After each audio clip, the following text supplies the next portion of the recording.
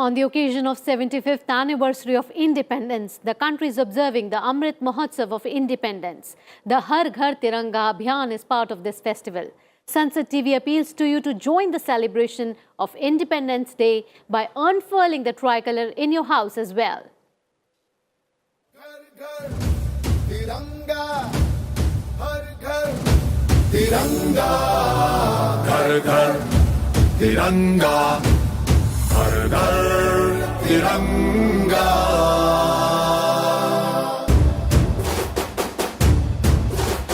Ghar Ghar Tiranga, Rath Ghar Tiranga, Gharo Ghari Tiranga, Pratyek Ghari Tiranga.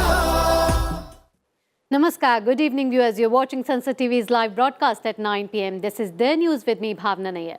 Over the next 30 minutes, we bring you a roundup of all national and international news that you need to know. First up, the top 5 headlines we are tracking this hour.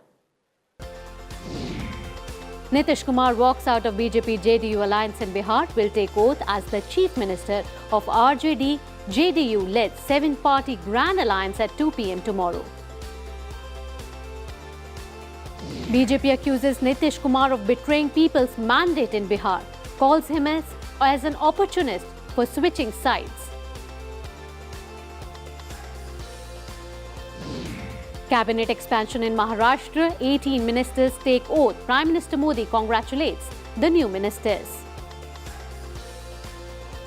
America announces military aid of $1 billion to Ukraine. Russia bans inspection of strategic nuclear weapons site, accuses America of taking advantage of the treaty. And on the anniversary of Quit India movement, the country pays tribute to freedom fighters. Vice President and Prime Minister renew nation's pledge of building a new India.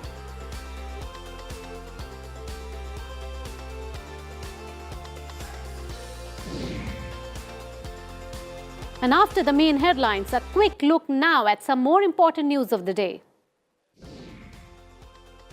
Prime Minister Modi to dedicate to the nation the second-generation ethanol plant at Panipat tomorrow, effort to boost production of biofuels in the country.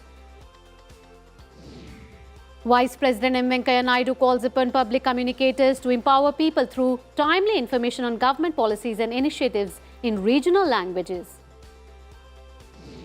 Delhi Police to deploy over 10,000 personnel for security on Independence Day. Prime Minister Modi asked people to share ideas for Mann Ki Baat program on the 28th of this month. Muharram observed in the country to mark martyrdom of Prophet Muhammad's grandson Hazrat Imam Hussain and his companions in Karbala. India and the US begin edition of Indo-US Joint Special Forces Exercise Ex-Vajra Prahar 2022 in Himachal Pradesh. Centre offers use of indigenous 5G test bed free of cost to startups and MSMEs for next 6 months. Swine flu cases increase in Mumbai, 80 cases reported since 1st of August. Local head of Palestinian militant group Al-Aqsa Martyrs Brigades killed in Israeli operation in occupied West Bank. Former South African umpire killed in a car accident in Eastern Cape, Codzon, was part of the ICC elite panel.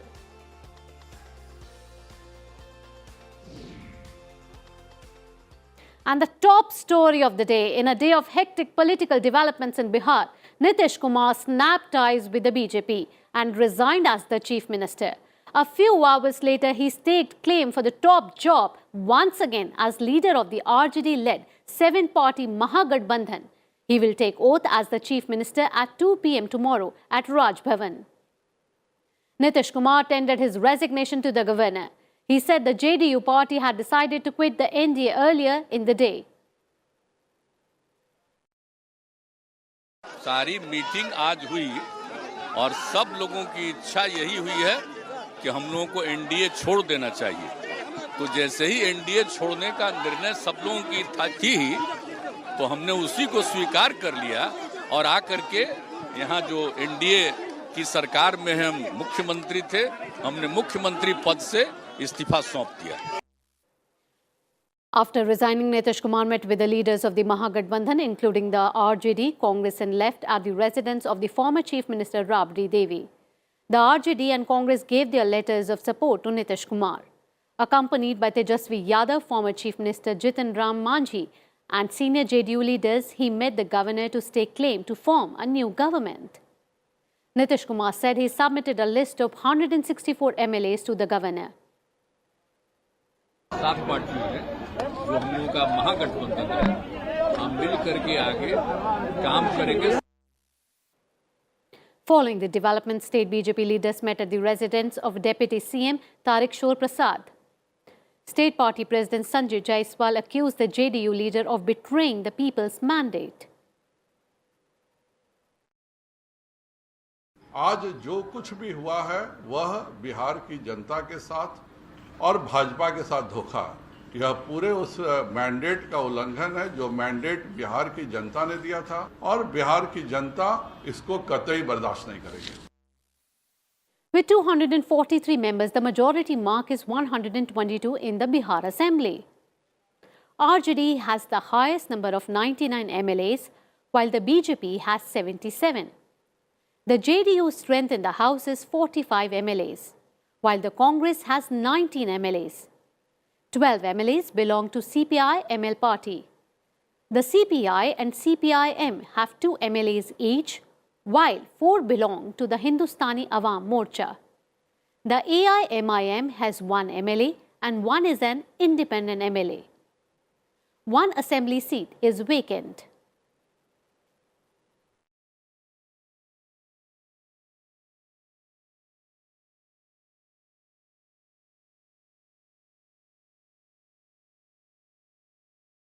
And to take more update on this political development in Bihar, we are joined by Abhay Mohanjha, senior journalist, who has joined with us from Zoom, and he has joined from Champaran, Bihar.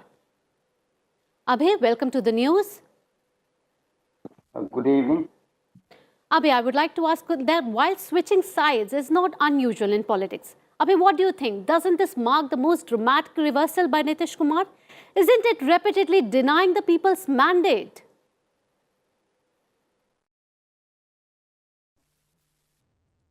Anshu. As you can see that with 243 members, the majority mark is 122 in the Bihar Assembly. As we can see, the RJD has the highest number of 99 MLAs, while the BJP has 77. Political development happening in Bihar today. Nitish Kumar is no more with BJP now, and he has with 7 parties, he has made Mahagathbandhan, and he'll be taking oath at 2 p.m. tomorrow at Raj Bhavan.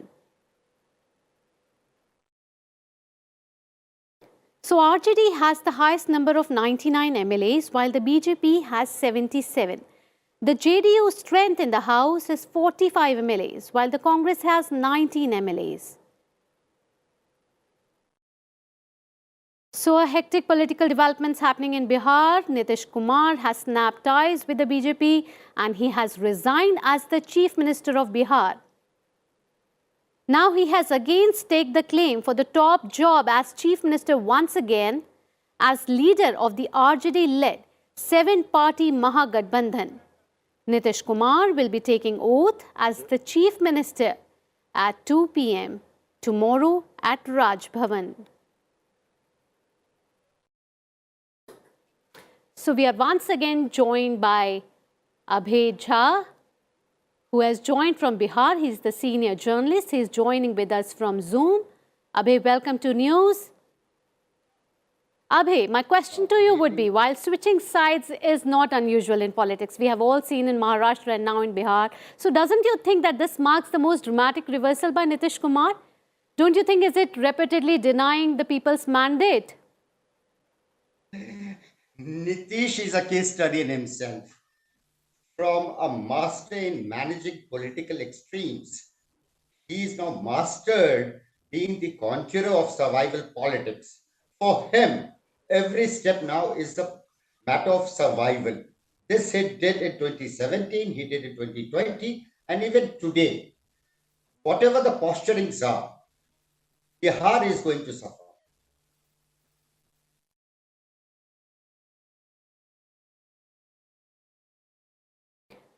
Abhay, what do you think now, from now on, when the Nitish Kumar will be taking oath tomorrow with 7 parties known as Mahagathbandhan? From now on, what do you think, what will be the developments now and what will it mean for Bihar politics from now on? There are two angles to it. One is the micro thing concerning its Bihar specific, the other is the national perspective. Number one, Nitish's homecoming, or rather re-homecoming to the Mahagathbandhan, where Tejasvi Yadav is the tallest leader, this new government has to hit the ground running. Bihar is reeling under a drought. Paddy sowing has been belated. Farmers are not getting urea. There is corruption rampant at the ground level. Prohibition has been a major flop in Bihar. He has to do a rethink. Whatever the posturings of the public relations department dominated media posturings here, prohibition has been a total disaster. There is no tourism, whatever the local newspapers publish. The other thing is, Nitish is coming back to the fold of Lalu Yadav's RJD, has given a big shot in the arm to the non-BJP parties at the national level. There are so many aspirants for the PM post in 2024, but I don't think in 2020, I have been living on the ground. I think Nitish romped home on the basis of the Modi magic. Okay, thank you so much for those inputs, Abhay. Moving on from politics in Bihar to now cabinet expansion in Maharashtra. Maharashtra Chief Minister Eknath Shinde has expanded his 2-member ministry 41 days after taking oath. Governor Bhagat Singh Koshyari administered the oath of office to 18 ministers at Raj Bhavan in Mumbai. The strength of Maharashtra ministry has now gone up to 20. 9 MLAs, each from Shiva Sena's Eknath Shinde-led faction, and those from the BJP were sworn in. The ministers from the BJP include State Party President Chandrakant Patel, Radhakrishna Vikhe Patel, Sudhir Mungantiwar, Chandrakant Patel, Vijay Kumar Gavet, Girish Mahajan, Suresh Khade, Ravindra Chauhan, Atul Save and Mangal Prabhat Lodha.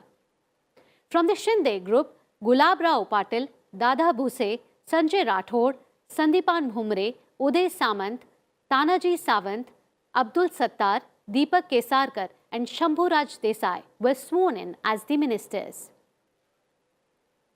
मंत्रिमंडल का विस्तार आज हुआ है। आज से पूरे full fledge लोग काम करेंगे और अपने अपने विभाग की पूरी अच्छी तरह से जिम्मेदारी संभालेंगे और इस राज्य की जनता को लोकाभिमुख जो काम चाहिए वो देंगे और पूरी तरह ये राज्य का सर्वांगीण विकास करने के लिए ये सभी लोग सहयोग करेंगे। Moving on, Lok Sabha Speaker Om Birla hosted outgoing Vice President M. Venkaiah Naidu and his successor Jagdeep Dhankar at his residence. Naidu and Birla shared their insights and experiences on issues of national interest and parliamentary affairs with Vice President-elect Dhankar. Their family members were also present. Naidu's terms ends on 10th August and Dhankar will take oath the next day. Vice President M. Venkaiah Naidu, PM Modi today remembered the contribution of freedom fighters on the anniversary of Quit India movement. In a tweet, Vice President M. Venkaiah Naidu said the country remembers the selfless sacrifices and tireless efforts of freedom fighters. In his tweet, Prime Minister Modi said that inspired by Bapu, the Quit India movement witnessed remarkable participation from people across all the sections of society, including greats like Lok Nayak Jayaprakash Narayan and Dr. Ram Manohar Lohia. And now let's take a look at some more stories that are making news in other parts of the nation. Officers of the 2018 and 2019 batches of the Indian Information Service called on Vice President M. Venkaiah Naidu at his residence. The Vice President gave them the mantra to bring a change in the lives of the countrymen. Fast forwarding the reforms process, reformation for the happiness of the people. transformation of the system. The ultimate aim is of making India strong, stable, prosperous, and happy. The government has decided to provide free indigenous 5G testing facility to government-recognized startups and MSMEs till January 2023. It aims to create a conducive environment for promoting the 5G system. Unknown militants opened fire on paramilitary personnel along the Indo-Myanmar border in Arunachal Pradesh, injuring an officer of the Assam Rifles. Uttar Pradesh Chief Minister Yogi Adityanath paid floral tributes to the martyrs after reaching the martyr memorial site of Kakori on the anniversary of the Kakori train action under the 75 years Amrit Mahotsav of Independence. Over 206 crore 88 lakh doses of COVID vaccine have been administered in the country so far. More than 31 lakh 95,000 doses were administered in the last 24 hours. During the same period, 12,751 new COVID cases were reported in the country.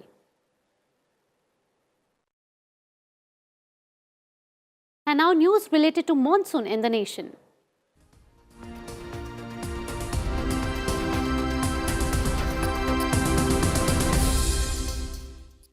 Moderate to heavy rain was recorded in many areas of Rajasthan in the last 24 hours. The highest rainfall of 13 centimeters was recorded in Sindhari in Barmer, Bikaner, Pali, Jaisalmer, Banswara, Dungarpur and Bharatpur districts were the worst affected, while many low-lying areas were submerged. The Meteorological Department has issued a warning of heavy rain in multiple districts in the next 24 hours. In Maharashtra, rain affected many areas including Mumbai. Heavy rain accompanied by strong winds lashed Mumbai and its suburbs today, which flooded many low-lying areas. Rains also impacted the traffic in the city. The Meteorological Department has issued a red alert forecasting heavy to very heavy rains in North Konkan, North Central Maharashtra and West Vidarbha. Slipping into a very short break here on the other side. FBI agents search for classified documents and presidential papers from former US President Donald Trump's house in Florida. All this and much more. You stay tuned to the Sansad TV for more news.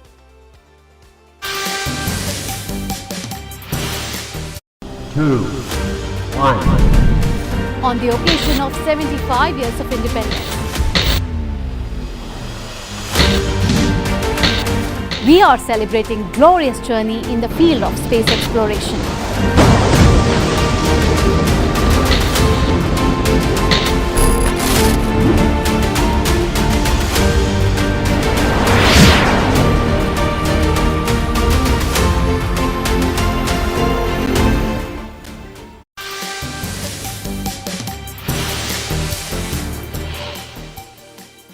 Welcome back after the break. You're watching the news and time now for all the big developments from the Russia-Ukraine war front.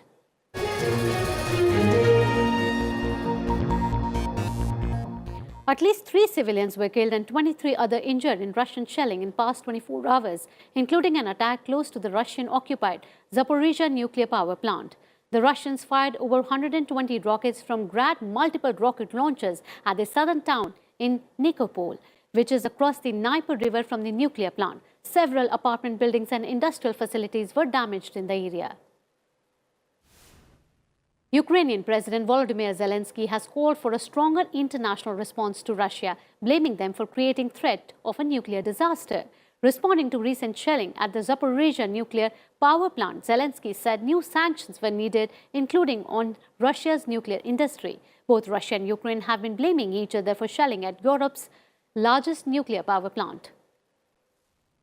Ukrainian troops have reclaimed town of Dovhenke in Kharkiv from Russian forces and were advancing towards Izium.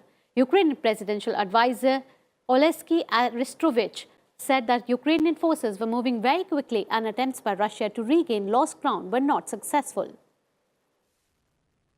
2 more grain-carrying ships have sailed from Ukraine's Chornomorsk port as part of a deal to unblock Ukrainian seaport exports. The Ocean Lion, which departed for South Korea, is carrying 64,720 tons of corn, Turkey's defense ministry has stated.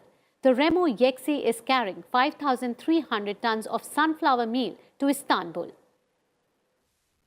The United States has announced a fresh round of military and financial aid to Ukraine worth $1 billion. The new weapons package includes high-mobility artillery rocket systems, mortar and artillery ammunition, javelin, anti-tank missile systems, explosives and demolition equipment. Russia has announced its withdrawal from the US inspections of its nuclear arsenals under a pivotal arms control treaty. Russia's foreign ministry said that Western sanctions made it impossible for Russia to enforce the new strategic arms reduction treaty. It said that the sanctions effectively barred Russian inspectors from carrying out activities on US soil, while US inspectors didn't face comparable difficulties. And time now for some other global updates.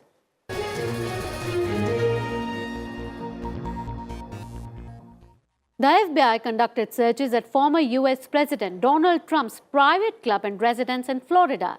They also reportedly broke open a safe as part of a probe into the handling of presidential documents, including classified materials. Trump called it an attempt to block his 2024 White House bid.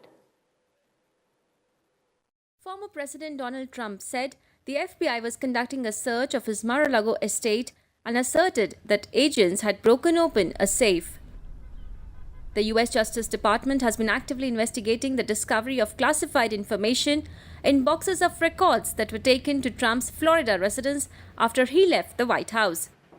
The action marks a dramatic escalation in law enforcement scrutiny of Trump and comes as he has been laying the groundwork to make another bid for president.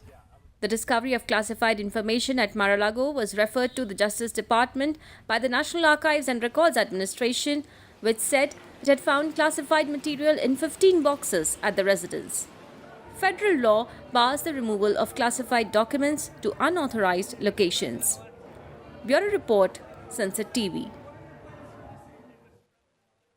Moving on, Taiwan's foreign ministry said that on Tuesday that China is using military drills to rehearse an invasion of the self-governing island democracy. In retaliation, Taiwan's military began its own live-fire exercises in a show of readiness to thwart of a potential attack. Here's a report. Taiwan held live-fire artillery drills in Pingtung County on its southeastern coast early on Tuesday. Officials said the exercises were being held to test combat readiness in response to recent Chinese live-fire ammunition exercises surrounding Taiwan. China said on Monday that it is extending threatening military exercises surrounding Taiwan that have disrupted shipping and air traffic and substantially raised concern about the potential for conflict in a region crucial to global trade. The announcement further increased uncertainty in the crisis that developed last week after US House Speaker Nancy Pelosi's visit to Taiwan. Taiwan says China is using Pelosi's trip as a pretext for intimidating moves it has long had in the works. Meanwhile, China has banned some Taiwanese food imports after the visit and cut off dialogue with the US on a range of issues, from military contacts to combating transnational crime and climate change. The US has no formal diplomatic ties with Taiwan in deference to Beijing, but is legally bound to ensure the island can defend itself and to treat all threats against it, including a blockade, as matters of grave concern. That leaves open the question of whether Washington would dispatch forces if China attacked Taiwan. President Joe Biden has said repeatedly the US was bound to do so, in comments swiftly walked off by his staff.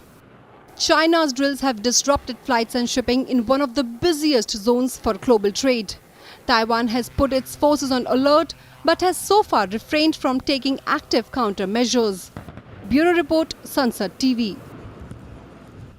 Talks to revive Tehran's tattered nuclear accord with world powers in Vienna ended on Monday as the parties closed a final text and key negotiators prepared to consult with their capitals. Here's a report. After 16 months of torturous on and off indirect negotiations to restore the Iran nuclear accord deal, diplomats suggested there was no room for negotiation.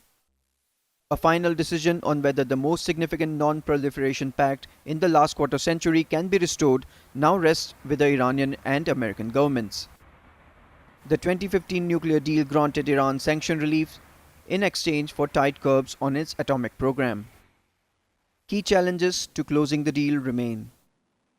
European officials over the weekend urged Iran to drop its unrealistic demands outside the scope of original agreement, including over an international atomic energy probe into the undeclared nuclear material found in the country.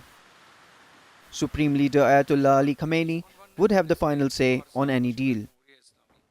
Iran, for its part, sounded guarded, raising skepticism about the chances for a breakthrough after a month-long stalemate.